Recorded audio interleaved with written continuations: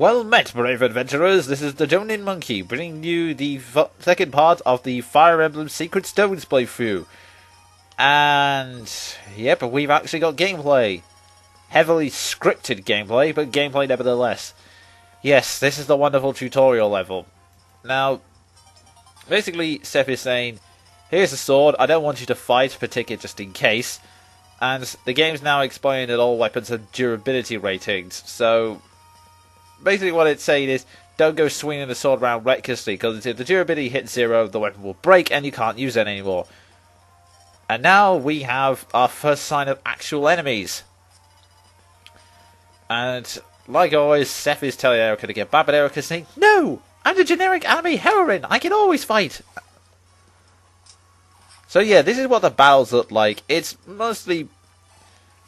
based around stats, so you could say it's luck, but then again, as you see, you've got the percentages of what's the most likely to be hit, most likely to get damage, etc. So the strategy is kind of deciding which people will fight. So when you think about it like that, I'd say it's not entirely based on luck. And here we have the tutorial text box, which is basically summarising everything I just said, but taking the longest way to do it.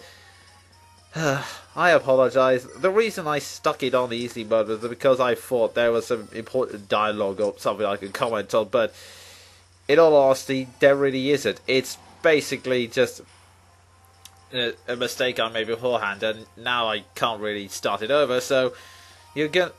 I've forgotten how irritating the tutorial was, because I do know all this, but it's scripting everything for me. So whilst I'm being given the controls, I'm being led through it. It's kind of like a really patronising patronising parent. Sorry, I hate it when I do that. Patronising parent who basically takes you by the hand and says, "Go on, you can do it. You can stab them. You can stab them, really. If you put them here." Yay! Well done, you've stabbed them! But yeah, Seth is also kind of sick of these scripted fights, because it basically means that someone who is several levels below him and technically has absolutely no chance of winning is somehow surviving the blow Seth's trying to land and is injuring him. So, yeah, I bet Seth will be glad when all this scripted stuff stops and he can start kicking some ass again. But this is Erika's battle, and now we entered another scripted battle, which goes conveniently well. Oh yeah, stab! That's a convenient blow. The next one will hit, but no critical hit. Now, yeah, as with any RPG/strategy game, critical hits basically mean that the unit does 3 times the damage, and it's based on luck, but it's a good thing to have. And in some of the characters' cases, the critical hits look absolutely awesome. Erika's, though, is kind of dull. She just basically adds a tiny little twirl. And, yeah, now Erika's saying that she cannot understand why. This is war. Whoever thought it would be this savage? Are words useless? Is strength all that matters? Maybe I should have thought of all this before I stabbed the guy in the chest with a sword. I'm sorry,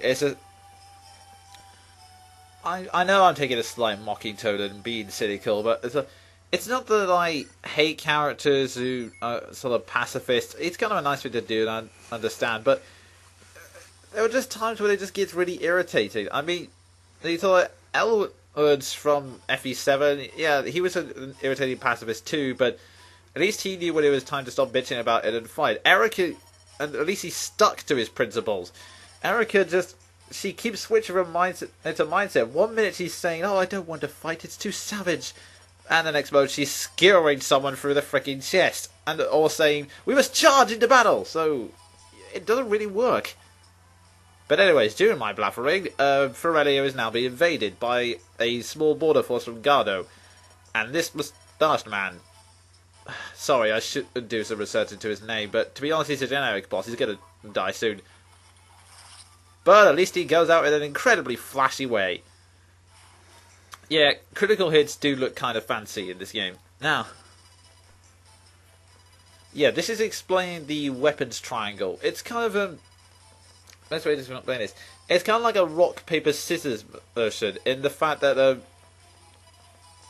every single weapon has advantages and disadvantages against each other. So that swords have an advantage against axes, the axes have an advantage against lances, and lances have an advantage against swords. So yeah, it's something to keep in mind when you're playing the game.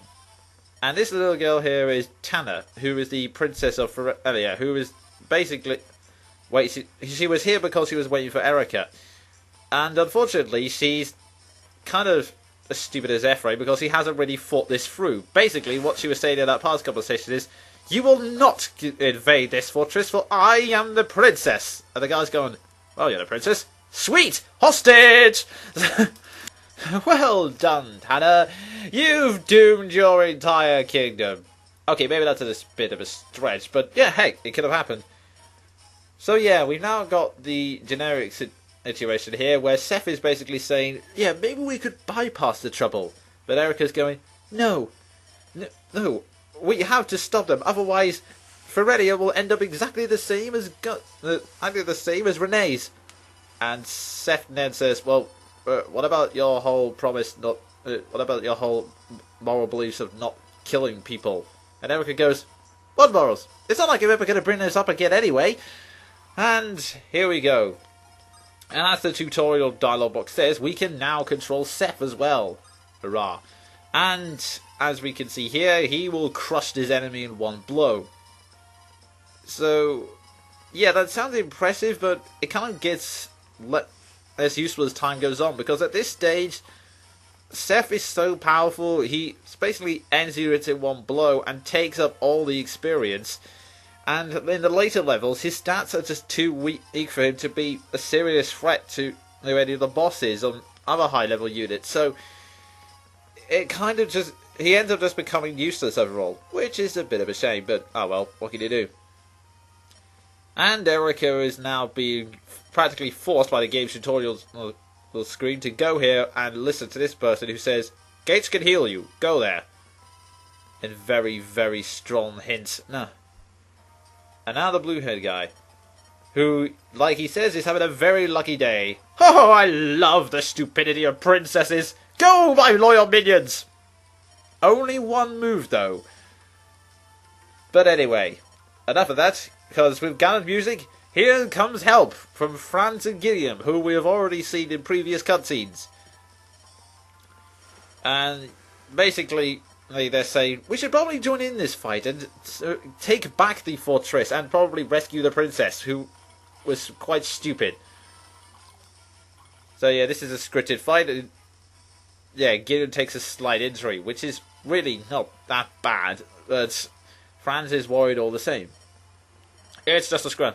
No, I have a vulnerable with me. Oh, it's alright, this guy can barely do any damage to me, seriously. Then why have you lost so much health?